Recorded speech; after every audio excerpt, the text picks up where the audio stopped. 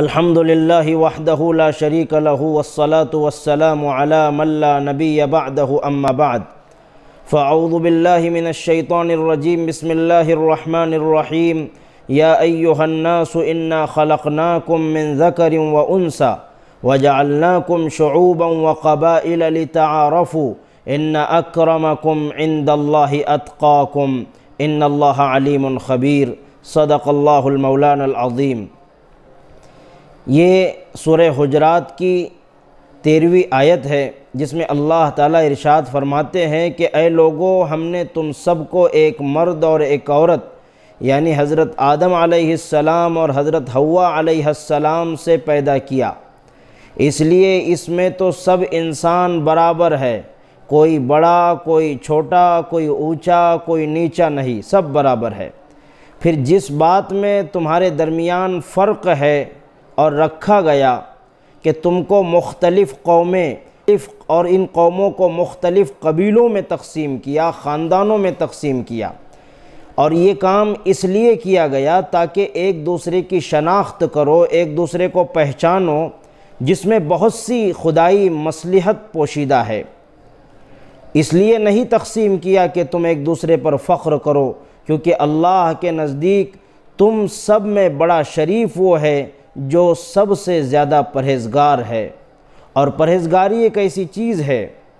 کہ جس کا پورا حال کسی انسان کو معلوم نہیں ہو سکتا، بلکہ وہ اللہ رب العزت ہی کے علم میں ہے کہ کون پرہیزگار ہے، کون اچھا انسان ہے، کس کا خدا کے یہاں مقام اور مرتبہ ہے۔ اور پھر اللہ فرماتے ان اللہ علیم خبیر، کہ اللہ تعالیٰ جاننے والے بھی ہیں اور خبر رکھنے والے بھی ہیں، وہ ہر باریک سے باریک اور مہین سے مہین چیزوں کو جانتے ہیں اور ان کے علم میں ہیں۔ پچھلی آیات اور پچھلے دروس میں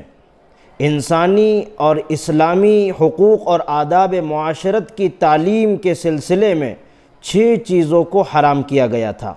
جو باہمی منافرت اور عداوت کا سبب ہوا کرتی ہے۔ اس آیت میں ایک جامع تعلیم انسانی مساوات، انسانی برابری کی دی گئی ہے کہ کوئی انسان دوسرے کو کمتر یا رذیل نہ سمجھے، اپنے نسب اور خاندان یا مال و دولت وغیرہ کی بنا پر فخر نہ کرے، کیونکہ یہ چیز در حقیقت تفاخر کی اور فخر کرنے کی نہیں ہے۔ پھر اسی تفاخر سے باہمی منافرت اور عداوت کی بنیاد پڑتی ہے کہ جب انسان ایک دوسرے سے تفاخر کرتا ہے، ایک دوسرے پر اپنے آپ کو بڑا سمجھتا ہے، دوسروں کو حقیر سمجھتا ہے، تو پھر ایک تفاخر کی جو صورت پیدا ہوتی ہے اور بڑے پن کی صورت پیدا ہوتی ہے، جس سے خود کہنے والے میں بھی کبر آتا ہے، تکبر آتا ہے، دوسروں کو وہ چھوٹا سمجھتا ہے، اپنے کو اچھا اور بڑا سمجھتا ہے، اپنے پیسوں کی قدر و قیمت اس کے سامنے جتلاتا ہے، اپنے حسب و نسب پر وہ فخر کرتا ہے، تو جس سے دوسرے کو کمتر سمجھنا لازم آتا ہے۔ اللہ تعالیٰ نے فرمایا انا خلقناکم من ذکر و انثی، تم سب کے سب ایک ماں باپ کی اولاد ہو۔ حضرت آدم علیہ السلام اور حضرت حوا علیہ السلام کے ذریعے سے ہی تم دونوں کا وجود ہے، تو تم اس اعتبار سے سب برابر ہو، سب انسان خدا کے نزدیک اور اس کی نظر میں سب برابر ہے، کوئی انسان چھوٹا، کوئی انسان بڑا، کوئی جو ہے کمزور اور کوئی جو ہے نچلے طبقے کا، کوئی بڑے طبقے کا، کوئی اچھے خاندان کا، کوئی عالی حسب کا، کوئی عالی نسب کا، خدا کے نزدیک اس کی کوئی اہمیت نہیں ہے۔ اس آیت کا جو بیک گراؤنڈ ہے اور اس آیت کا جو پس منظر ہے کہ کس بیک گراؤنڈ میں یہ آیت کریمہ نازل ہوئی ہے، اس کو بھی جانتے چلے تو آپ کو اندازہ ہوگا کہ اللہ تعالیٰ انسانوں سے کیا چاہتے ہیں۔ یہ آیت فتح مکہ کے موقع پر اس وقت نازل ہوئی جب رسول اللہ صلی اللہ علیہ وسلم نے حضرت بلال حبشی رضی اللہ عنہ کو اذان کا حکم دیا، تو قریش مکہ جو ابھی تک مسلمان نہیں ہوئے تھے، ان میں سے ایک نے کہا کہ اللہ کا شکر ہے، اس برے دن کے دیکھنے سے پہلے میرے والد دنیا سے رخصت ہو گئے۔ اور حارث بن ہشام نے کہا کہ محمد صلی اللہ علیہ وسلم کو اس جو ہے رنگ سے کالے شخص کے علاوہ کوئی اور نہیں جڑا، کہ مسجد حرام میں اذان وہ دیتا کوئی، یعنی اس کا کہنے کا مقصد یہ تھا کہ کوئی خوبصورت نوجوان ہوتا، کوئی اچھا نوجوان ہوتا جو حسب کے اعتبار سے بھی اچھا ہوتا، نسب کے اعتبار سے بھی اچھا ہوتا، مال و دولت اس کے پاس ہوتی، گویا وہ یہ کہنا چاہتا تھا۔ اس کے بعد ابو سفیان بولے کہ میں کچھ نہیں کہتا، کیونکہ مجھے خطرہ ہے کہ کئی آسمانوں کا رب آسمان سے میرے سلسلے میں رسول اللہ صلی اللہ علیہ وآلہ وسلم کے پاس کوئی جو ہے بات نہ پہنچا دے اور ان کو جو ہے میرے سلسلے میں وحی نازل نہ ہو جائے۔ تو ابھی یہ باتیں چل رہی تھی کہ حضرت جبرائیل تشریف لائے، حضور اکرم صلی اللہ علیہ وسلم کو واقعات کی اطلاع دی، آپ نے ان لوگوں کو بلایا اور پوچھا تو انہوں نے کہا کہ ہاں ہم ایسی باتیں کر رہے تھے۔ تو پھر اللہ تعالیٰ نے جو ہے تنبیہ فرمائی کہ اگرچہ یہ صورت سے اور رنگ سے جو ہے کالے ہیں لیکن بڑے دل والے ہیں،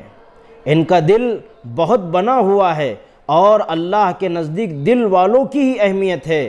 اِلَّا مَنْ أَتَى اللَّهَ بِقَلْبٍ سَلِيمٍ، کہ ان کا دل بنا ہوا ہے۔ اور اللہ نے فرمایا اِنَّ أَكْرَمَكُمْ عِنْدَ اللَّهِ أَتْقَاكُمْ، کہ تم میں سب سے زیادہ خدا کے یہاں محبوب وہ شخص ہیں جس کا دل بنا ہوا ہو، جس کا اخلاق اچھے ہو، جو تقوی اور طہارت سے بھرپور ہو اور جن کے اعمال خدا کو پسند ہو، اصلاً وہ شخص کا مقام اور مرتبہ خدا کے یہاں ہے، اور تم لوگ اس سے خالی ہو۔ اس لیے اللہ نے مسجد حرام میں ان کے اذان دینے کا انتخاب فرمایا۔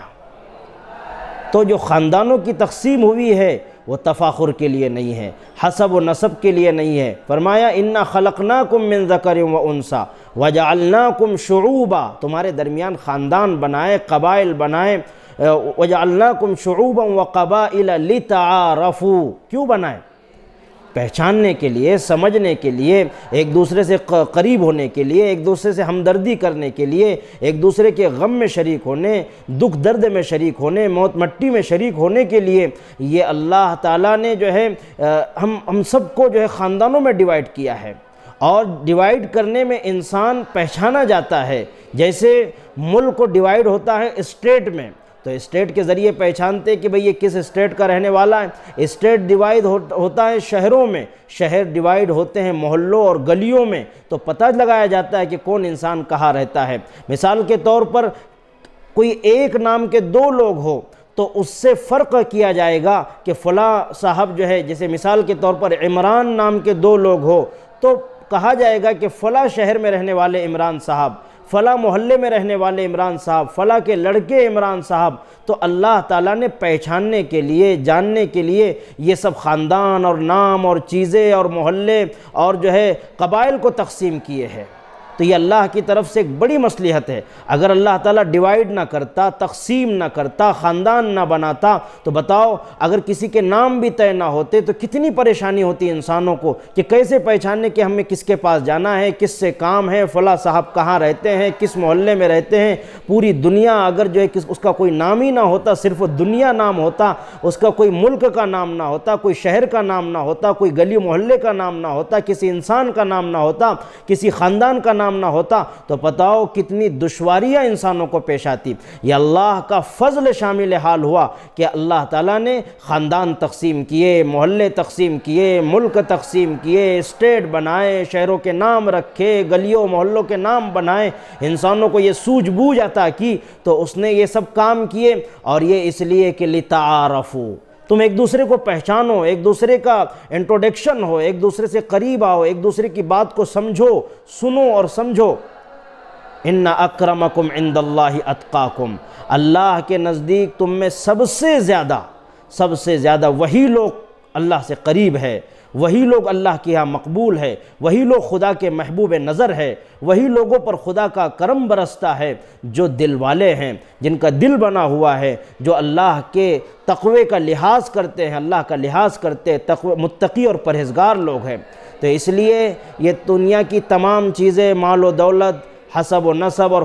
یہ فخر کی چیزیں نہیں ہیں، بلکہ خدا کے یہاں فخر کی چیزیں یہ ہیں کہ جو جتنا متقی ہوگا، جو جتنے اعمال والا ہوگا، جو جتنی نمازیں اہتمام کے ساتھ پڑھتا ہوگا، جو جتنا خدا کے احکامات کو عظمت کے ساتھ، احترام کے ساتھ، عزت کے ساتھ اپنی ذمہ داری سمجھ کر انجام دیتا ہوگا، اللہ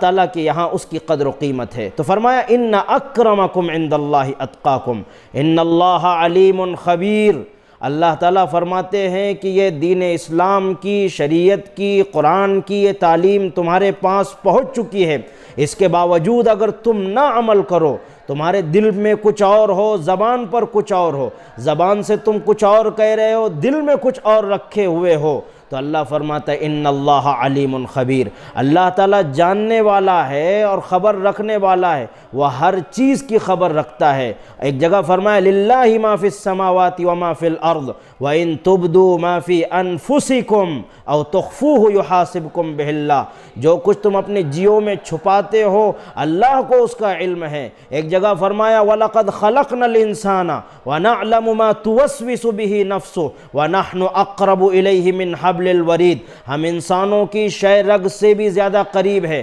انسانوں کی تمام باتوں کو جانتے ہیں۔ إِنَّهُ عَلِيمٌ بِذَاتِ الصُّدُورِ، سینوں میں کیا چل رہا ہے، دماغ کیا سوچ رہا ہے، اور جو ہے اس کے خیالات کیا بن رہے ہیں، یہ سب اللہ کے علم میں ہے، اور کوئی چیز اس کے علم سے باہر نہیں ہے، سب اس کے پاس محفوظ ہے۔ اس لیے اللہ کے نزدیک سب سے عظمتوں والی، فخر والی اور جو ہے عزتوں والی چیز اگر کوئی ہے تو تقوی اور پرہیزگاری ہے۔ اللہ تعالی ہم سب کو اپنی ذات عالی کا تقوی نصیب فرمائیں، اور ہر موقع پر چاہے تنہائی میں ہو، چاہے جو ہے مجلس میں ہو، خلوت میں ہو، جلوت میں ہو، جہاں پر بھی ہو، خدا کا استحضار، خدا کا خوف، خدا کا لحاظ، آخرت میں خدا کے سامنے پیشی کا خوف، اور موت کے بعد کیے جانے والے سوال و جوابات کا خوف، پل صراط پر سے گزرنے کا خوف اللہ عطا فرمائے، اور اچھی اور تقوی والی اور جو ہے زندگی گزارنے کی ہم سب کو توفیق عطا فرمائے۔ وآخر دعوانا ان الحمد للہ رب العالمین۔